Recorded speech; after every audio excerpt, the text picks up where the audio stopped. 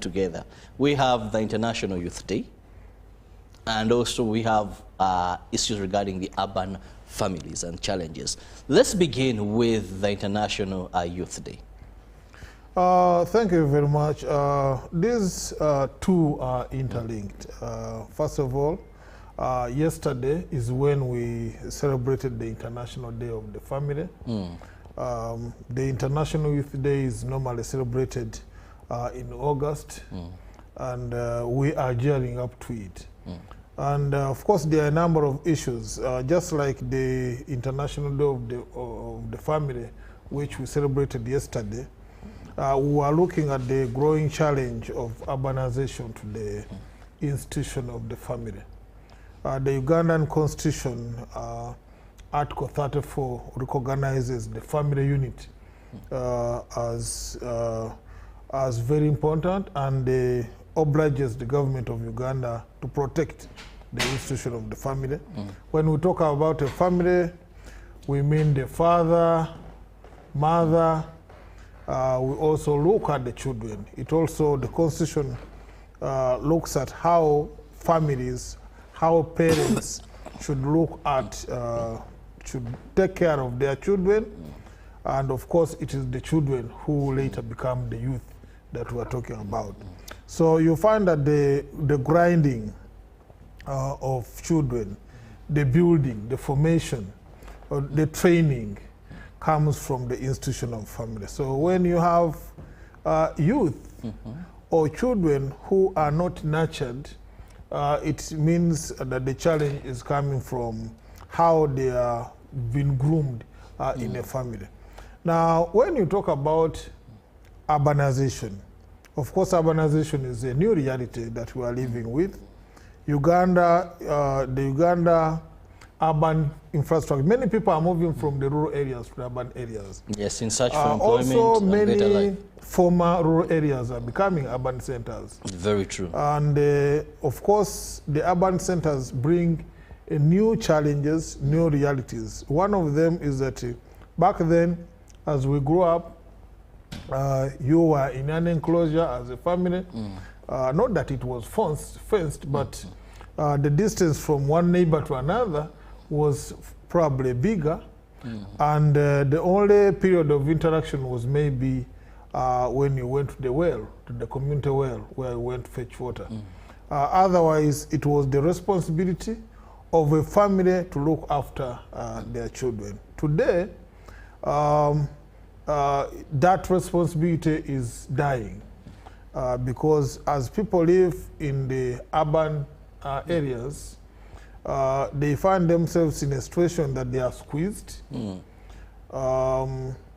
Therefore, and also the responsibility that the community had to help us in bringing up our children also fizzles out. It's not there, yes. These days, even if you reprimanded somebody's child for doing something wrong, probably they will see it as bad or as an intrusion. So you have a society, you have children who are growing up, not like in our days, because for us, the responsibility of bringing up a child was a responsibility of every member of society. And of course, there were known ways of behavior that were palatable to the community. And often these ways now are looked at as backward. So the issue is that, like how our minister was talking yesterday when we were celebrating at the International Day of Family, which took place at the Sheraton Hotel, was trying to draw a comparison between the culture, the African culture, and how we look at the family vis-a-vis this more or less westernized culture, because we have lots of influences coming in from the outside world due to proliferation of the internet and also other TV channels where our children are exposed to others. Now, Joshua, you've talked about the celebrations yesterday, and of course we are gearing up for the International Youth Day, but one thing that comes to my mind is, why do we celebrate? I mean, resources are put aside.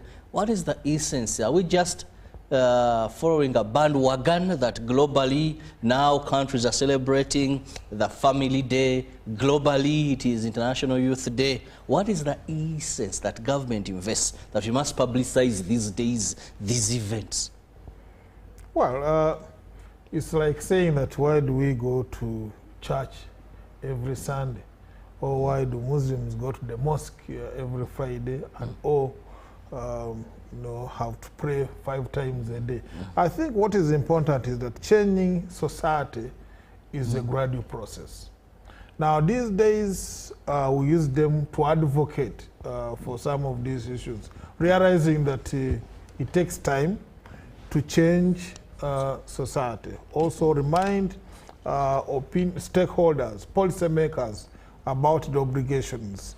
Uganda is a signatory to a number of international and regional instruments. And of course, some of those obligations that Uganda has taken to or has undertaken to do require resources. Who gives us the resources? The policymakers. So we have to remind them. We have to remind members of parliament. We have to remind cabinet. We have to remind all the other stakeholders, including development partners, about the obligations that they have committed to. Remember, of course, a country like ours, there are many competing priorities of government. Why would government dedicate resources towards supporting the building or the nurturing of the institution of a family? Why would a budget of Uganda dedicate resources towards support to the youth, since we are also talking about the International Youth Day? It's after we reminded them about the challenges. For example, Uganda is one of the youngest populations in the world. I think number 2 in the world. We have many young people. And these young people can be turned into an asset, or they can become a time bomb. So if these young people we have can be used to develop this country, they are energetic. Some of them have gone to school. They only need startups. They need training. They need skilling. So we have to remind government and policymakers in general on the need to allocate resources to the youth. But also, we have to look, each International Youth Day comes with a theme. And this theme gives us an opportunity to talk about the different issues. We are looking at issues of partnerships. We are looking at issues of the new technologies that youth have adopted too, and how we can use those technologies to make the youth improve and move from one state to another. The issue is that they are exposed to technologies. They could be aware of the smartphones they are carrying. There could be other computers that they have access to. What are they using those gadgets for? Can they use them for better purposes that can help this country move forward? This is what we are looking at, and we have to take reminding the policymakers year by year to ensure that these issues are not forgotten. Well, that is now the reason why we celebrate such days. Now, Joshua, going back to urban families, Ministry of Gender, Labour and Social Development, of which you speak for, has had a number of government programs that are targeting families to improve household incomes. And we can mention the Youth Livelihood Program, partly in the Ministry of Gender, the GROW project, partly Ministry of Gender. Quite a number of grants are there. But how have these programs worked as far as transforming livelihoods? For example, in the urban areas, do you have any program that is targeting these homes with the rampant urbanization that is happening? First of all, there is one thing that we have to take note of. Yes, the government, the Ministry of Gender has programs that are domiciled to Ministry of Gender. But we have also made sure that other programs within government take care of the interests of the youth, of the older persons, of the women. Take, for example, PDM. There is a specific allocation of resources towards the young people at 30%. There is also a special allocation for women at 30%. So we've made sure that all programs are engendered. And therefore, I find that with those steps, now going back to the programs which are within the Ministry of Gender, we have designed them in such a way that they favor people living in urban centers. Initially, at the design of the program, you needed to, for example, your national ID had to indicate that you reside in a particular locality. Okay. Say, for example, Nakawa, your ID must be reading as such. But we are also aware that the population in Kampala swells by day and reduces by night. Yes. So there are many people who spend 60% of their time in Kampala. They are not necessarily resident of Kampala. They come from Mukono every morning and come to Kampala. This is where they are known. Probably the neighbors in the village don't know them. We've made a provision within the implementation of programs that what is important at that time is just a recommendation from where you are operating. And therefore, that can give you an opportunity to access some of these programs. We're talking about the Youth Livelihood Program. It is possible for you to get funding, even if you are working from Nakawa Market. It's not where you sleep, but it's where you operate. And many people have benefited from such.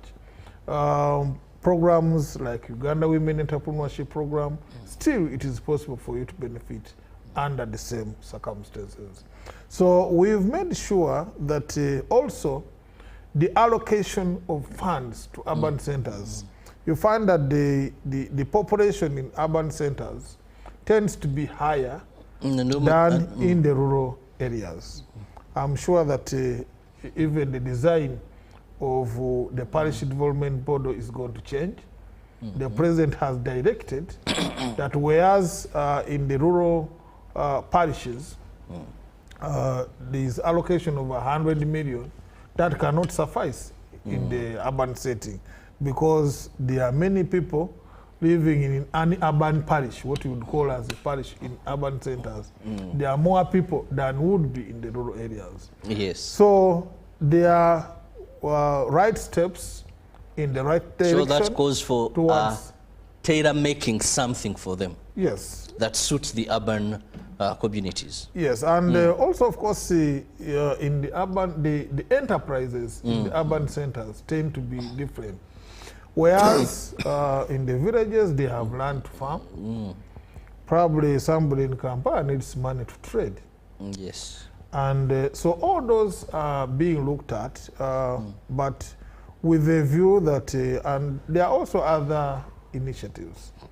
The president recently, when he was moving around Kampala, was visiting the ghettos where people reside.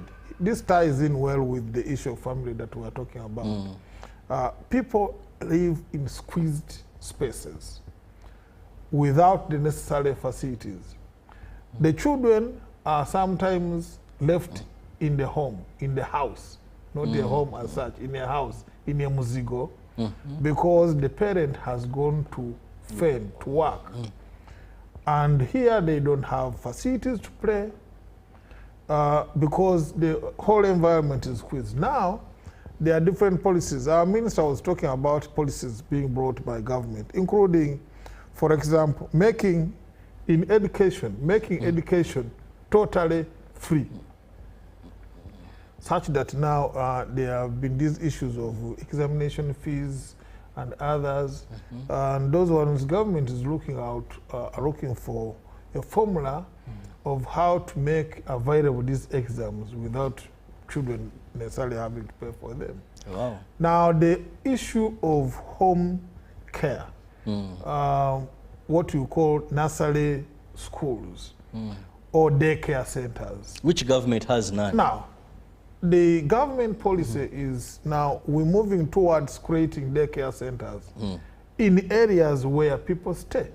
It means that it would be easy for a Kampala resident, a Mukono resident, those in the cities, to have a place where you can leave your child to stay safely and you go to work. And this should be provided for by government. And for those who can afford, they should be available for pay as well. So there are a number of efforts looking at how we can turn around these challenges in the urban centers to opportunities for the residents in the urban areas. I love the word you've used, turn challenges into opportunities. But also, now Joshua, still looking at the various government interventions aimed at improving livelihoods of people. Are we seeing value for money? Are they in tandem? Does the investment resonate with the outcome? When we look at how much monies are being injected, now we talk about, do we see, yes, one would say these are long term, but I want your honest analysis. Of course. Because I've been seeing the president on the wealth creation and PDM tours. Of course, this is a policy issue. The policy issue in a way that there are those in policy making.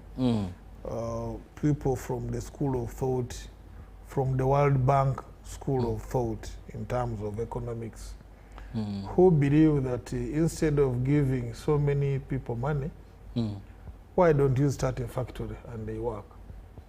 That school of thought exists. Because if it is a factory, Mr. Chirawo will be able to see it. Yes.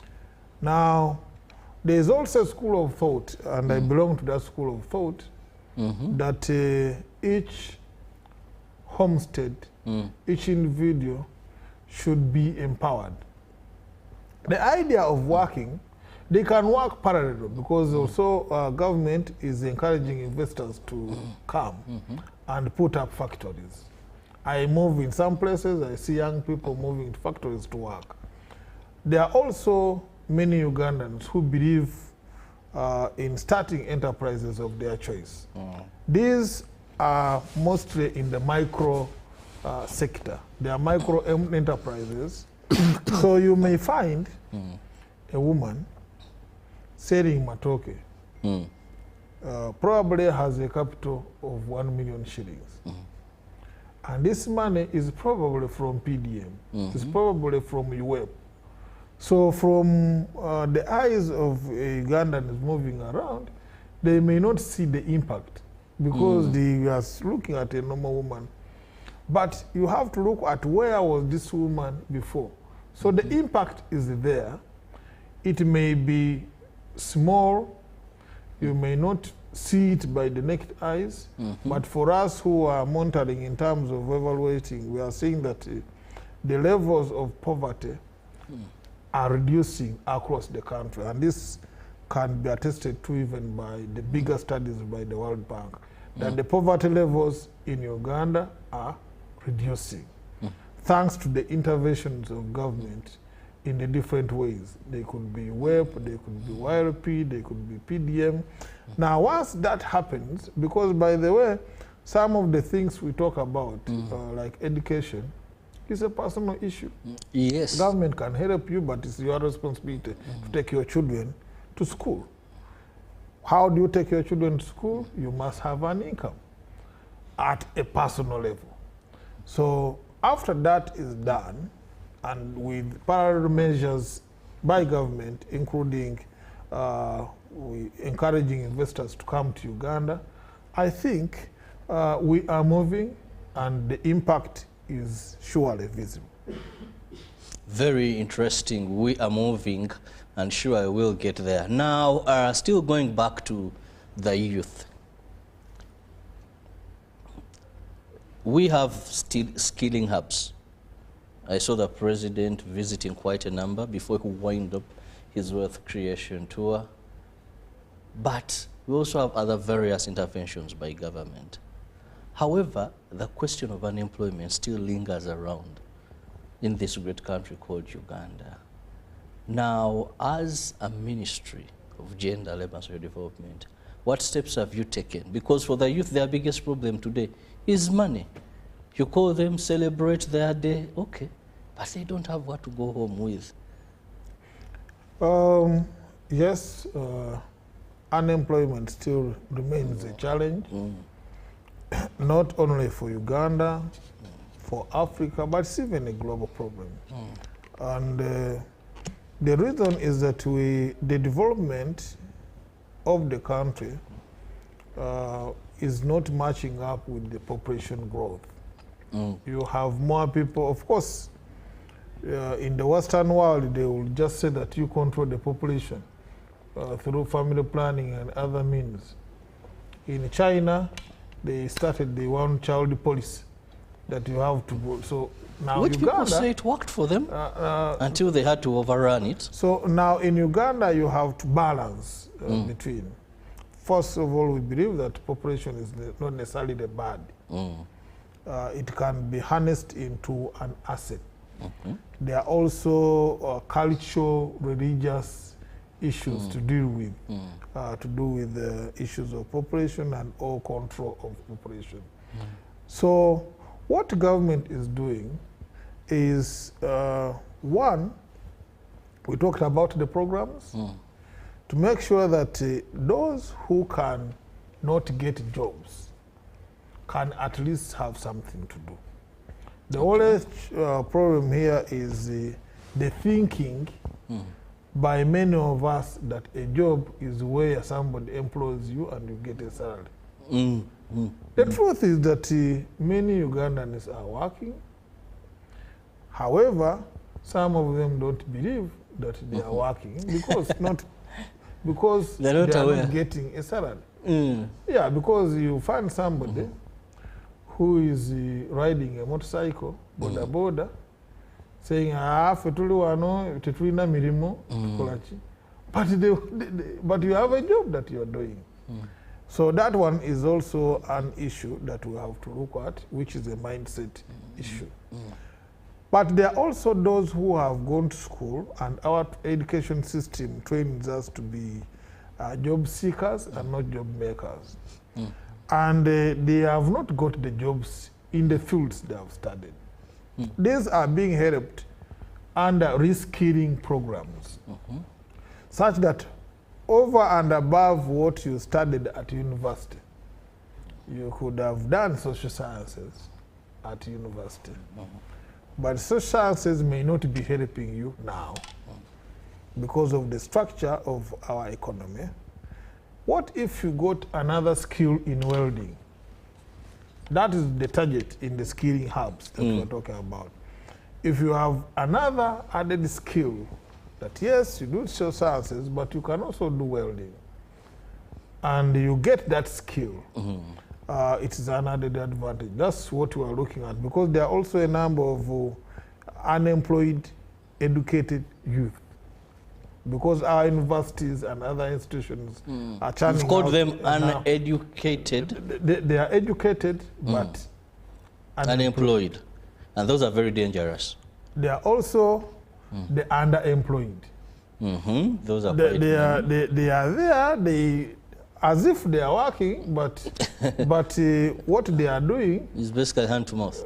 Because, for example, there are many people, and I'm not going to demean other jobs, there are many people who are like brokers, that you have one plot of land, but if it is sold, 20 people turn up to share as a broker. They are part of a group of brokers. Now, they may sell one plot in a month. I think that that is also a form of underemployment. Very much so. Because you're spending a lot of time to chase one small deal, where even if the deal went through, the proceeds out of it may be minimal. So you have categories. There are also youth who never got the opportunity to go to school. Whereas, this we have to agree that whereas we have had UPE, we have USE, there are a number of youth who have not taken benefit of these programs of government for some reason, because the figures show clearly that the dropout rates are high. Out of those who start P1, probably very few reach P7. And out of those who reached P7, very few would make it to S4. And the trend is just like that. So because of that, there are different interventions. That's why we have a multiplicity of interventions. Because somebody may wonder, why do you have this? Because the program, the problem is big. It is also amorphous. It addresses a number of people in different categories. And all these are Ugandans for which government has to take care of. Now, time seems to be flying. We must have a recap of behind the headlines. And therefore, I'll give my guest a minute or two for your parting shot, Chalimpa. Dear viewers, once again, I want to thank you for sparing time to listen to these issues.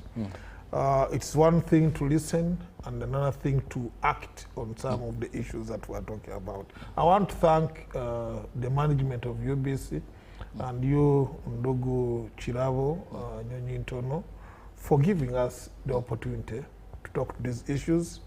These are issues we may not get answers in one show.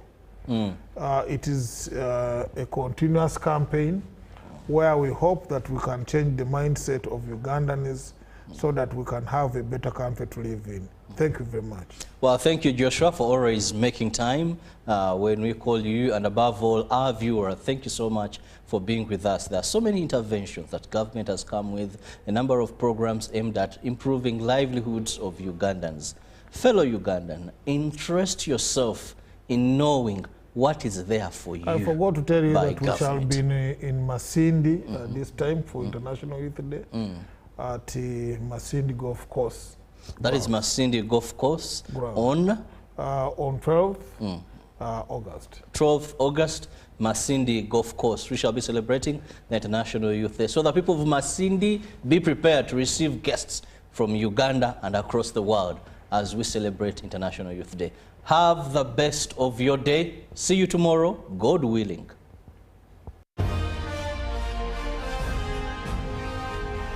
Live from UBC Studios in Kampala, this is Good Morning Uganda Extra.